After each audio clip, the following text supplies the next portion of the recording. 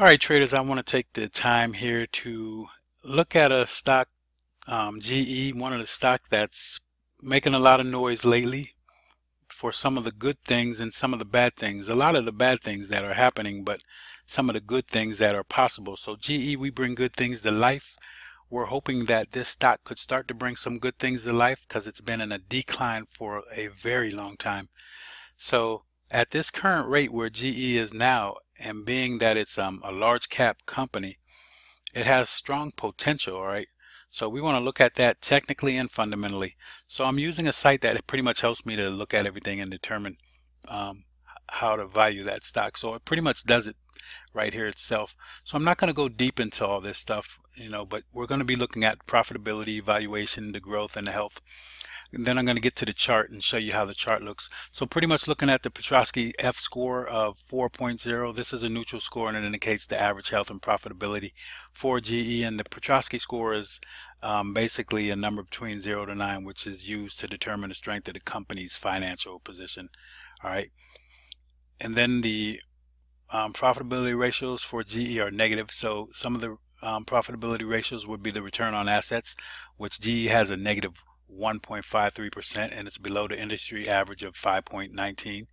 So 100% of industry peers are outperforming GE in the return on assets, which is basically the financial ratio that shows the percentage of profit a company earns in relation to the overall resources that it has. All right.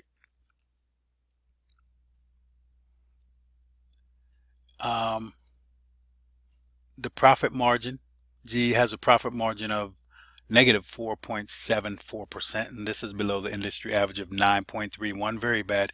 So when we're looking at this, everything red is bad in the red box. Blue boxes are average, green boxes are good. Okay, so with that profit margin, not too good for GE. So a company's profit margin is the percentage of its total revenue that represents profit. Okay, so profit margin pretty much shows you how well a company can control its costs, especially relative to other companies that are in the same industry.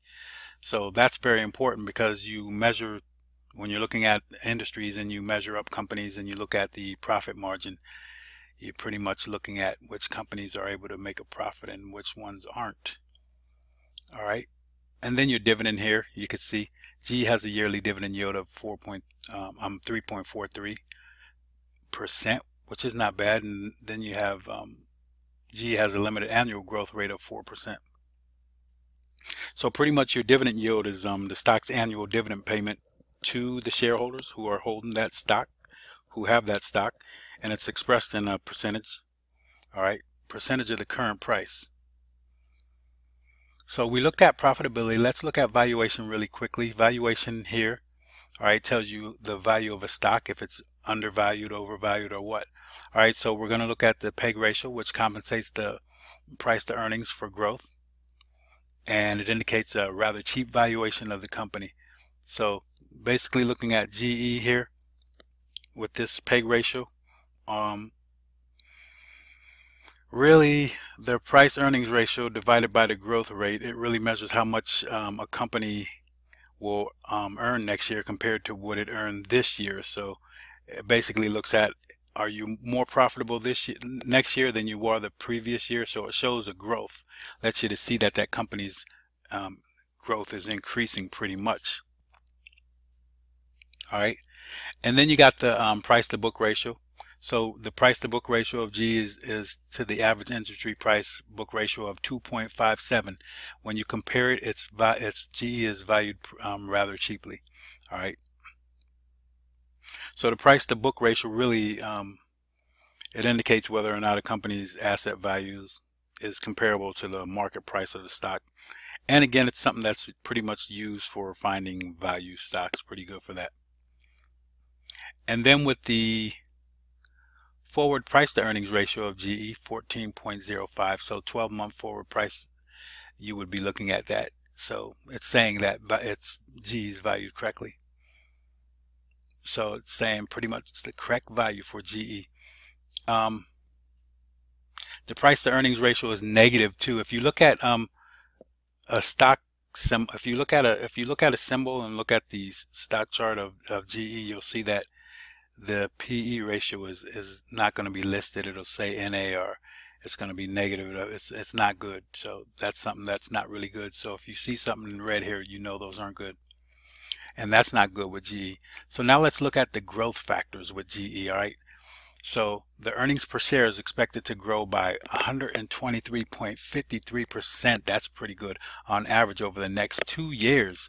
So that is very strong growth, all right? And so we want to see that, all right, on the EPS. So the EPS basically is the portion of a company's profit that is allocated to every individual share of the stock. All right, so the higher the earnings per share of a company, the better it is profitability. So EPS growth rate is accelerating for GE. In the next 2 years, it's saying that the growth will be better than in the last years, and that's a good thing. So GE showing a decrease in revenue. So in the last year, the revenue decreased by negative 1.29%. Not good for GE. All right.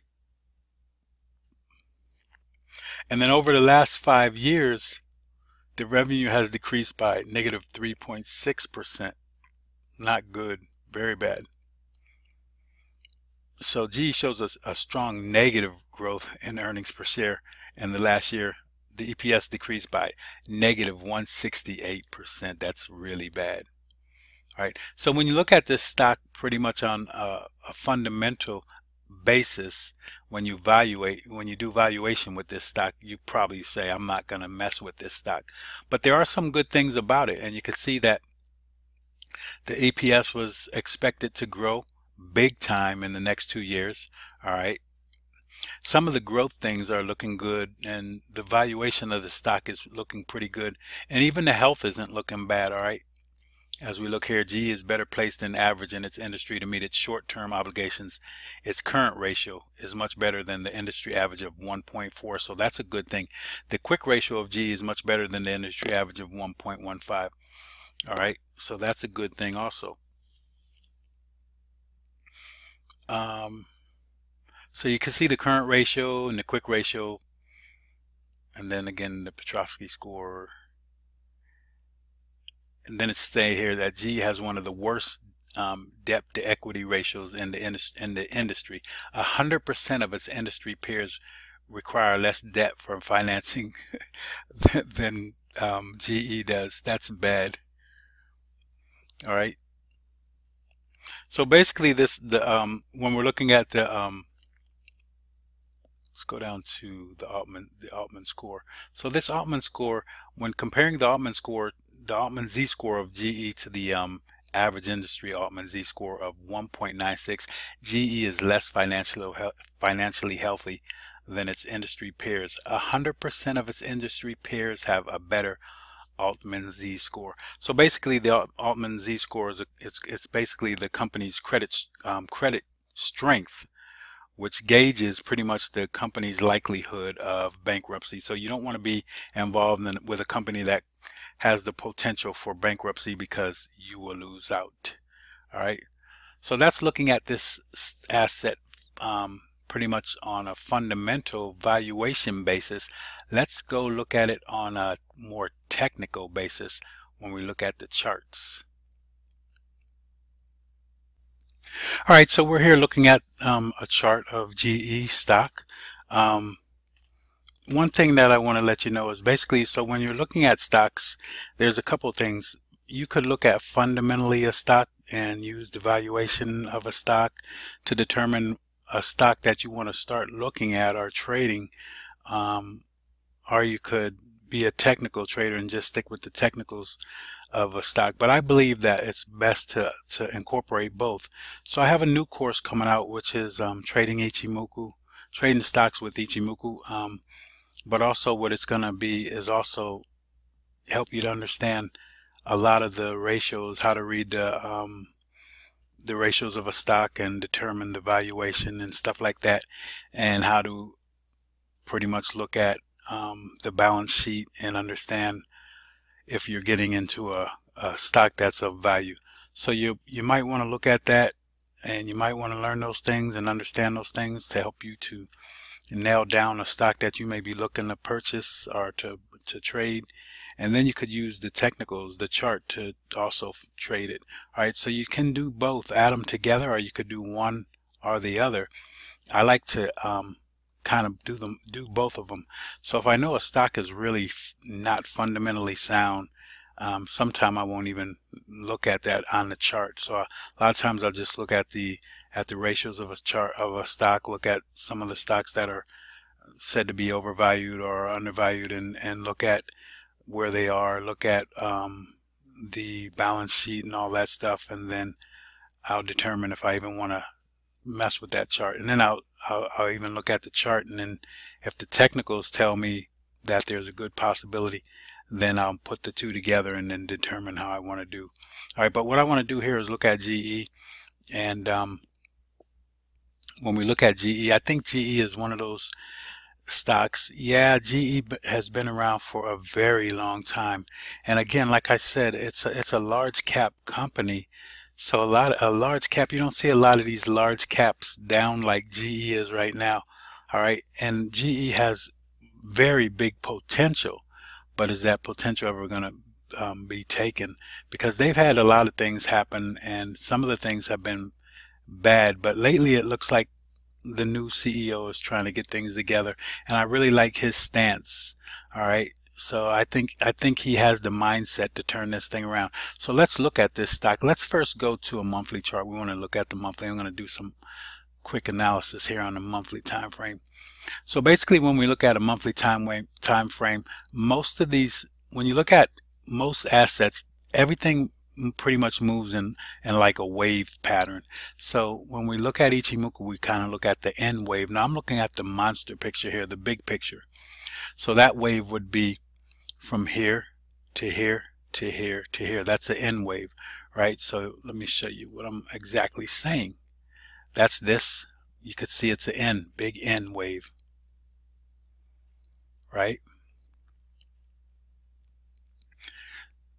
So with Ichimoku, this is a 1-to-1 ratio on the large scale, and you would say that the 1-to-1 ratio is this leg right here, AB, would equal, this is my equal sign, CD, right? So you would say that those legs are going to be about the same. All right, so when I do that, I'm going to use let me go here and use my tool. I'm going to use this trend-based fib extension tool. So I'm going to go 1 to the lowest, 2, and 3 to find 4. Now look where 4 hit. Let me remove this.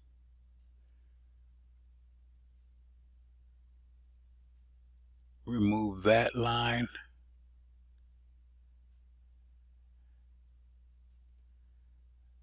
Well, I can't get it. Let me get it out of our way. There we go. And let me get this one out of the way also. So now when we look at that, you could see where the market came down. It did the exact same leg as it did here. These legs were equal because it came pretty much right down to the 1-to-1 ratio level, pretty close. All right, so then when we look at the big picture here, I'm going to go do the same thing, but now we're looking at our N wave being like this. So we're thinking that when you look at the chart, boom, we're going to go from here to here. Then we're going to get a correction, and we're going to get this big N wave, right? So that's what we would be looking long term. Now we're looking big, super long term here. I'm talking about this kind of stuff, but we're going to break it down even to the lowest term. So I would then look at my extension tool, and these extension levels are set for Ichimoku levels, but the 1-to-1 ratio is going to be on your tool also, so you'll have the exact same thing. So when I look at this, this is going from here to here to here, and we're saying the target is going to be right here at this one level at $39.93. So then when we look at that, I'm going to say we went from this time frame to here. It took 2,678 days, which is about 7 years, 7 months. So when we go back here, we're going to say about 7 months we'll be up at this level. I mean 7 years and 7 months to get up to 39.93 now be true, but based on the way it moved previously, you may see that same kind of reaction. All right. So let me look at the daily chart and look at what we're looking at now to see where we are. All right. So looking at this daily time frame now, you can see the market's been, like I said, in a big downtrend for quite a while. We go back once again. Let's go back to the monthly. Let's look at how bad we were declining. So the market declined really deep. Started that decline in 2000 right here from 60 point. I guess we were like 60.5. So we declined, and we stopped declining basically in 2003 and had a little nice move, but then dropped back down in 2007 all the way down to 2009. We reached the lowest point here for GE in a good while at roughly the low here was 5.73. All right, and then we got a nice little move up again, but then we corrected again. So now we're looking at this as maybe a correction and the market moves back to the upside. What I'm looking at here though, all Ichimoku signals are bearish, but we do have some things that are looking good for us. First of all, this is the 52-week low. All right, we hit on this 52-week low, and the thing about hitting on that level, when I'm looking at this, there really isn't no divergence here. No, that's the monthly time frame. Let's go to the daily. It's too big. Sorry about that. So we hit on this low here. When we hit on this 52-week low here, you had some nice divergence. This is bullish divergence developing. Now divergence can last for quite a while, but look at this point back here. So I'm going to show you. I'm loving GE a little bit based on the technicals, because you look at this point, these 2 points here, and where we are on the OBV, and then the market was flat, hit this level here, but this was showing divergence moving to the upside, and it's still continuing with that strength. And then you could see the divergence kicked in and the market started moving to the upside. All right, so now we had GE moving to the upside off of the 52-week low. Then we also now starting to see some Ichimoku signs of change here. First of all, we got a TK crossover that's bullish. Our future is starting to turn to bullish. There's so many different ways of trading Ichimoku. Now we're flat here, right? So everything's been down with Kijinsen. You had down moves, and then everything's down. We're flat, then we down, then flat again. So with this flatness, there's a couple things that I'm looking at. First of all, we're bounced off Kijinsen level here. Now also, we want to see this Kumo twist become a bright future. Chiku span is just getting above price. We need to violate these Tenkan-sen and Kijinsen level. All right. And then we do have resistance from the cloud. The cloud is going to be some resistance, especially when you get up to this. If you get up to this flat level here, that's going to be a strong resistance level. All right. And then also you have, like I said, your TK crossover is bullish. You're getting ready to be bullish with your future here. So a little bit move will bring this bullish, and then you're becoming bullish. You're pretty much bullish with your Chiku span. So we're having all bullish signs on the daily time frame, which are good, along with the divergence. Now what we're looking at is a bounce on Kijinsen, on their Kijinsen level. All right, and price traded outside the TK crossover zone, the TK zone right here. Price has traded outside of that level. Now the market moved higher, came down, corrected itself, and then looking for it to move higher. So now where would our target again be? So basically, if we look at this as a 1, 2, 3, and this is our 2 level, 3 level right here, then we're pretty much looking at the market getting up to around 1611 before we see some more correction and then maybe move up higher again. All right, so that's what we're looking at there. All right, that would be your target too. If you get in this area here, you would be shooting for that level before we see pretty much of a good correction. All right, but now we're looking to get into this trade, into this stock. All right, so just looking at the level and knowing where GE was and where it is, this would be a good area to get into this thing. I don't know if we're going to see it get back down here and do another bounce, but 65% of the time stocks come back down to these double levels again, to the after it bounces off and moves higher and comes back. I don't know if we're going to see GE there or not, but looking at it now, the way it is, that crossover, everything is starting to develop into bullish signs. All right, now there's a couple ways you could trade Ichimoku. So I also have a free trading course coming out, Understanding Ichimoku. It's a free course. You come to my site, you take the course. It's going to talk about trading Ichimoku. It's going to tell you pretty much the basic stuff, and then it's going to have another section of the course where it's going to teach you some of the trade style strategies. All right, so you'll have to come to my site, and you just log on to my site. Once you get on my site, it's going to show you a free course. Once you take that free course, you're going to have to take a quiz to go to the next section, but it's going to help you to understand Ichimoku a lot more. Looking here, we're flat, right? So one of the strategies that you could wait for is follow the direction of this Kijun-sen. It's almost like your trend line. So when Kijun-sen angles to the upside, that's a very relevant in the long-term move of the market, when you have a Kijun-sen angulation move, and that's when you get into the trade, especially off of a flat level here. All right, because basically we're looking at the past 26 periods from this candle, from the current candle, and that would be 26 right there. So this is the lowest point, right? And then now when the market starts violating these lows of the past 26 or the highs of the past 26, you're going to see this Kijun-sen start to change, all right? Because it's the average. So when you average it out off of each move. Second thing here, I'm going to go to the 4-hour time frame and see how we could get into this opportunity. So we already had what you see here, a bounce off of this cloud and the Kijun-sen, and a little angulation on the 4-hour. Everything's bullish on the 4-hour. Chikou span breaks through this cloud. That will be another trading signal. So you could trade the Chikou span breakout. All right, so when Chikou span breaks out, but I'm looking at price on the bounce here, and it looks like we already had a morning star entry where you could have entered this with a stop loss down here. So you would have entered at around 1438.37, and your stop loss is around 1388. All right, so not too bad, but we're looking at that. You see a good bounce, and looking for Ichimoku and for price to move to those levels that we were talking about.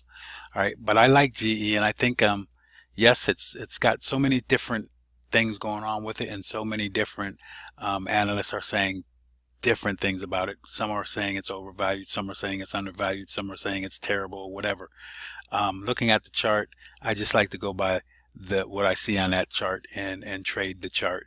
And the chart shows you what the price is telling you. Pretty much you could see where the institutional traders are into the market. Pretty much you could tell where they're coming into the market, things of that nature. So the chart helps you a lot. So you want to also learn how to trade the chart, and if you want to learn to trade the chart, Ichimoku is one of the better things because it's rule based. Helps you to keep your emotions out of the trade and just trade rule based fundamental trading.